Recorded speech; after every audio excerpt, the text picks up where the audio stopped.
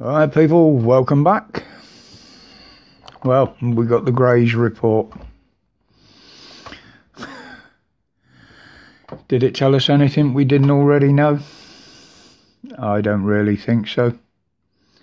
It did go on to slate the government a bit, which we half expected. Well, we can do that for ourselves. You know, we all know what happened. Yeah, and Boris is still making excuses and just shrugging it off, saying, yeah, I accept responsibility. It just shows the arrogance of the man. But, yeah, she did say how much they'd disrespected the public and that some of these parties shouldn't have happened. She didn't say all, she said some. But what is scarier is the stories that are coming out from some of the whistleblowers and that now. Telling it like it is, what goes on behind closed doors. And it sounds like a medieval government with, you know, debauchery, corruption, people getting pissed, throwing up everywhere, even fighting apparently at some point. I mean, Boris always looks like he'd been dragged out of a pub by his feet backwards anyway, doesn't he? But these are the people that are running this country. Kind of makes you proud, doesn't it? Proud to not be one of them.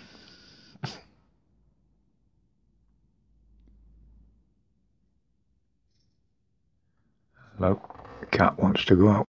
Sorry about that, but I've seen the results of not letting the cat out when she wants to go out. But yeah, mainstream media now seems to have forgotten about everything else with this Sue Gray thing now and Partygate, and especially with Partygate 3.0 now kicking off. You know, they've forgotten all about Russia and the Ukraine. You know, their main story is who had a drink with who and where and when.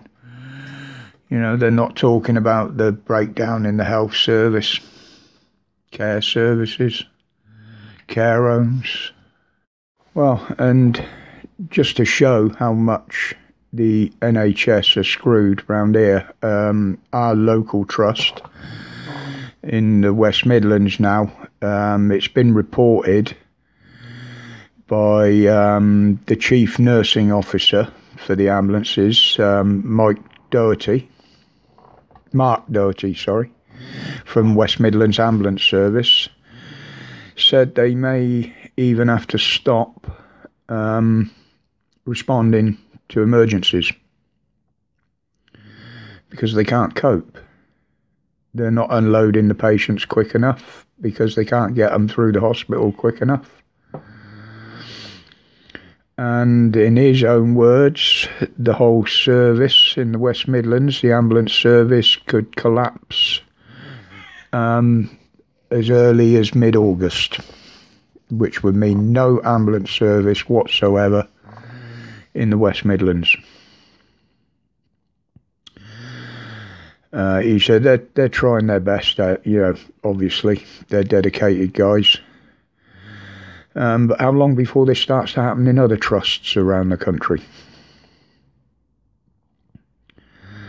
He said there's the way it's working now, it's costing lives on a daily basis. And he also said a lot of the people that they are picking up and coming in, some have got long-term illnesses that would have been no problem at all had they been treated earlier. But these are the people apparently that were sat back during the pandemic, terrified through the propaganda and the fear-mongering, and wouldn't go near a hospital even though they needed to. It's frightening what's coming. You know, is it going to get to the stage where we're just left to die on the streets, in our homes, in accidents? Yeah, a while back they were sending and donating ambulances to the Ukraine because they weren't being used. There's a thought. And of course the biggest problem now that they're trying to deal with at the moment is the huge rise in children's mental health issues. Obviously this has been caused by what they've been doing to the poor kids over the last couple of years.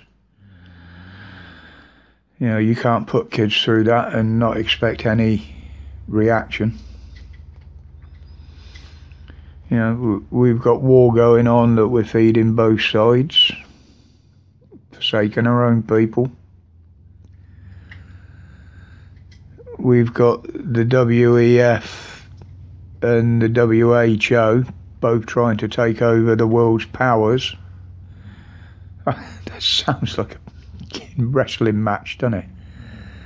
In the red corner you've got the WEF, and in the blue corner the WHO. Winner gets to rule the world. We've got Muskie taking over space with Skynet. We've got the like of Gates and a few others trying to poison us. I've figured it out, I really have. We're living in the world of Marvel Comics. Think about it. We have all the Marvel Comics supervillains. We've got mad scientists, mad rich men, big organisations that want to take over, like big crime syndicates. We got one that wants to destroy us health-wise and another that wants to destroy us financially. You know, if they ever got together, we're screwed. You got power-mad people that want to replace us. Ones that want to rule by war. And one or two that just plain want to kill us.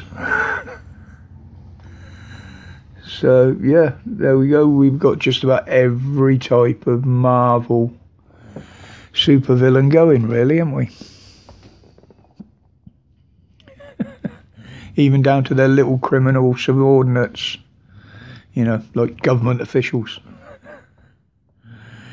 Yeah, where the heroes with their tights inside their pants when you need them, eh? But anyway, it's Thursday. As usual on a Friday, I don't know what's happening. There might be a video, there might not. I will try and pop up with that other video I was on about some point over the weekend. It's nearly finished now. We'll see how that one goes. But until then, people, if I don't see you before the weekend, have a wonderful weekend. I will try to. But until the next time, thank you for your support. Notice the subs are gradually creeping up again. Only 2 to go to get 200 now. Excellent. My respects to each and every one of you. And until the next time, stay safe, stay strong, stay free, and the propaganda and the fear campaigns. It won't do you any good listening to them. I'm gone.